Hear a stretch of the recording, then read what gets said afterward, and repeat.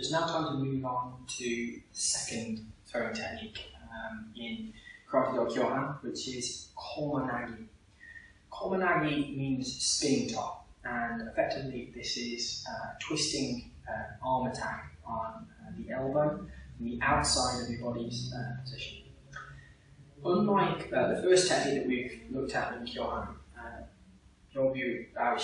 this technique was featured in Funakoshi's earlier work, Ryukyu Kenpo Karate. So it's one of his original 6 throws, but it was given a different name, which was Nage Waza, and that's most commonly translated as twisting down. So both of the names, twisting down or spinning top, make particular reference to the rotation that you employ when executing this technique from the outside position. And so the main place where you are going to execute the technique with that spinning motion is when you encounter resistance on the arm. So we're going to look at the spinning version. We're also going to look at straight versions and versions where we can enter. But initially we're going to look at the technique as it's sort of presented and talk through the basics of it, so you can get an overview for the principle being explored here. So in the actual text, the punch is done with a standard punch to the tummy, which you can see examples of in kata, where you can initiate this technique from low blocking positions. The initial punch comes to the tummy is quite often presented as one to this position and then press into the arm and turn down. I prefer, when doing this technique, to always really deal with it from attacks to the head. It's not that you can't do it to attach to the body, but off an initial attack, your opponent's far more likely to attack you to the head, so we'll deal with that.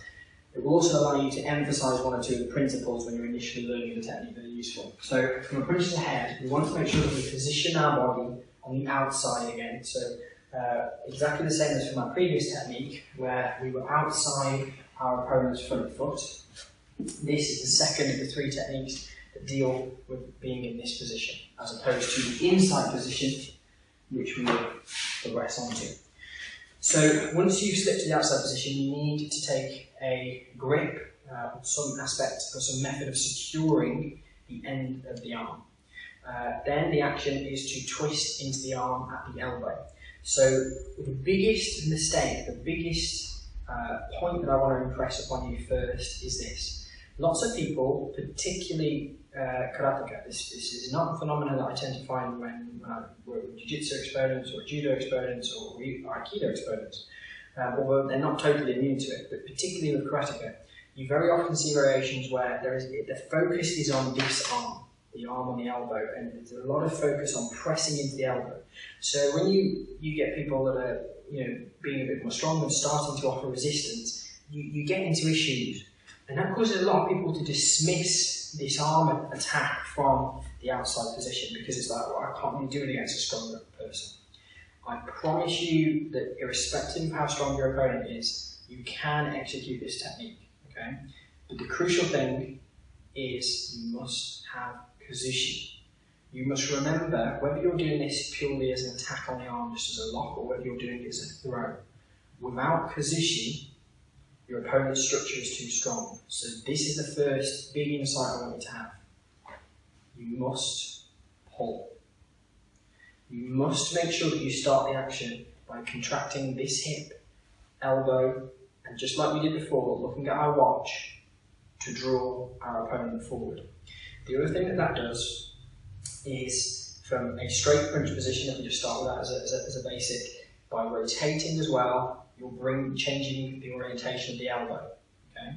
Which is going to allow you to attack it. If the elbow is in a fixed position, Jay's got a strong arm, it's just pressure against pressure, but by pulling and rotating, Jay's now off balance, and I've twisted. So when I add a twist with my arm, it is almost impossible for him to resist at that point. He has no issue resisting just direct pressure when he's in a good, stable posture. But the moment I ruin that, and I corrupt his posture, even a tiny bit of force instantly starts to drop his head, which is what we're looking for. So from the initial attack, we're looking for a block that allows that initial pull. So again, I'll use my backhand here and in. So you can use many variants of footwork. I'm not going to deal with that, but I can step and enter, or I can draw this foot back. But in both cases, I'm looking for an initial block, a grip, and a pull. So I'm really utilising hikite. Okay? So when we start to associate this movement to this throw to movements in kata, the action of hikite becomes essential. It's really, really important. So I like not to deal with just one single hand, so I'm also going to utilise a covering hand. So as I block, I'm also going to move up, so that if my opponent is really strong, I can slip up and come in, or if I'm slightly stronger than my opponent, I can jam and then take the arm. So both options are there, but make sure you use both hands. So we've come to the outside and we've secured a grip. Okay, so I've got to here and I've got this pull. At the same time, my other hand comes in at the elbow position. So in this direction, we don't attack directly on the elbow. So we're not seeking to attack here. As before, when we looked at how we can collapse the elbow, we want to go 2 finger widths past and attack just above the elbow. That's making the maximum leverage on the base and on the bottom of the arm, which is what we need. So what I don't want to do is to continue that.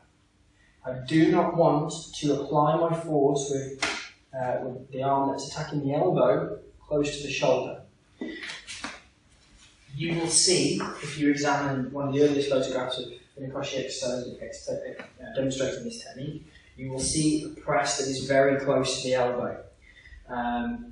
In reality, whilst I could just use my opponent's momentum to drag him around, that is a very poor way of controlling your opponent. You need to make sure that your pressure is on the elbow. If I try and put my hand close to Jay's shoulder and I get into this position, if Jay wants to stand up, there is nothing that I'm going to do to stop him. So if he stands up as much as he wants, I've completely lost. I'm not going to hold him from that position, not with my hands alone. That is different if I'm in an elbow position. So if Jay stands up, as long as I've got a good mechanical posture and structure above his elbow joint, so as he tries to stand up, I can maintain pressure here. It's not that he hasn't got options, there are things that he could do, but if it's just a battle of strength and he's naive, then I will win if I'm attacking directly on the elbow. But if I come to the shoulder, I'm not going to. So we're looking for this block, this grip, this pull. We're then looking for the hand to be just past the elbow, and what I want you to get into the habit of doing is putting the inside of your forearm level with the elbow. And I just said you don't attack the elbow, but I want you to put the inside of your forearm level with the elbow. Then I want you to make sure that you always get into the habit of rotating. You can actually do the rotation both ways, but initially we'll just turn where I bring my little finger edge in. So I'm going to rotate as I execute the technique. Why do we do this? Well, it's effectively a quite simple mechanical trick, right? If Jay just puts his hand up in front of me and I push directly against him, we're applying force on force, he can resist that, okay? But if as I am applying that force, I change the direction of the force, so you can see what I'm doing is I'm just twisting my hand. So he's strong, he's resisting. I twist my hand, and he can't do that. Or he's strong, he's resisting, I twist my hand the other way. Right? He's strong, he's resisting, I twist my hand down. At the moment I have a subtle change in my direction. Force against force he can resist, but if I change that direction of force in whichever way I want, all of a sudden we get movement. So it's the same thing when I attack the elbow. I must be here, and I'm twisting to change the pressure on the elbow joint. I don't want to get into the habit of just pressing, okay? I want to get that rotation back towards me. So this then begins to resemble our Uchiki, inner block, or as it's sometimes practiced as Sofuke, outer block, but we call it inner block for reasons I'm not going to now, but inner block for most people, this is Uchiki. So, which is a good initial primer for this technique. So, we've established that we need a block, a grip, a pull. We need position just past the elbow. We need to continue that pull whilst we rotate. When I have all of those things, I'm bringing my opponent's weight and posture forward over this front knee. where it's unsupported. Okay? Then I can start the action of downward pressure on the arm. The point of the throw, in the way that it's presented by Funakoshi as the spinning top or twisting down, is to utilise that arm pressure with a rotation, with a circular foot movement, we call tenkan. So from here, I start the pull very slowly first. As I pull, I rotate my foot in one of the two directions, so look at the moment, and I bring my opponent down.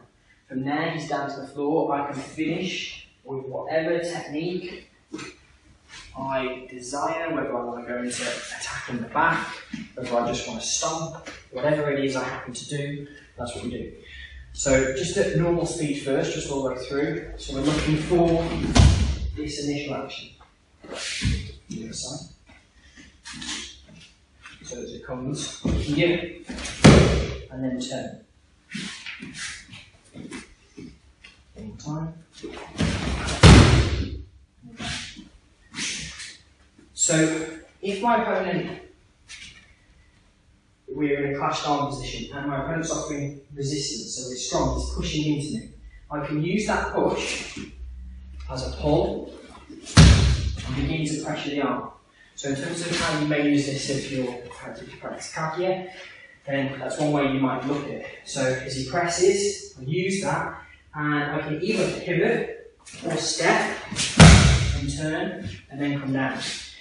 But what we are doing, and the reason I want to just emphasise this early on, is my opponent is providing linear momentum, or linear force in this case, because it's not quite moving yet. If he provides that force, and I move my base of foot, that force he will drive off the back of the leg and create a linear momentum. So I am taking that linear momentum and adding to it. Then I'm redirecting it and creating the circle in order to twist my opponent down. From this direction, back to the camera. So from here, one, and then down. So that's the initial version of the throw that we have. I just want you initially to think about the major mechanical points we've emphasised there. That's the first thing that I need you to get with this technique. Don't fall into the trap of thinking that if your opponent's stronger than you, you can't attack the outside of the arm. You can, as long as you have kazushi. Without kazushi, this is just strength against strength, and therefore you get into a battle of who is the stronger man or woman, whoever is doing the technique. That's not what we're seeking to do. We're looking to make sure that we're in a position where we pull our opponent so they're off balance. Once they're off balance, then it's easy to continue the technique. But the positioning of the arms is important because you want to make sure you apply leverage to the correct place. Don't fall into the mistake of keeping your opponent flat on his feet, and don't fall into the mistake of shifting the arm too high and attacking the shoulder. It will not work. If you aren't applying pressure and, dare I say, pain, breaking force directly to the elbow, there is very little reason for your opponent to move. You have to make sure you're applying that in the right place in order to get the effect that you're looking for.